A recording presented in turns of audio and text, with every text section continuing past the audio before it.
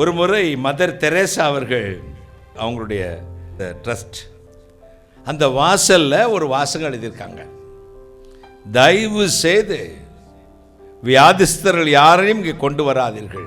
நமக்கு ஆச்சரியமாக இருக்கும், இந்த அம்மா பயங்கரமாக குஷ்டரோகிகளுக்கு சேவை செஞ்சாங்க, முதியோர்களுக்கு சேவை செய்தார்கள், இப்போ யாரையும் கொண்டு வராதீங்கன்னு எழுதியிருக்காங்களே, இது என்ன அர்த்தம்? தயவு செய்து வியாதிஸ்தர்கள் யாரையும் இங்கே கொண்டு வராதீர்கள். அடுத்த லைனை வாசிக்கணும், மருத்துவர்களால் கைவிடப்பட்டவர்களை இங்கே கொண்டு வாருங்கள். வைத்தியர்களால் கைவிடப்பட்டவர்களை, மனிதர்களால் கைவிடப்பட்டவர்களை எங்களிடத்தில் கொண்டு வாருங்கள், நாங்கள் அவர்களை அணைத்துக் கொள்கிறோம், அவர்களை தேற்ற நாங்கள் இருக்கிறோம்.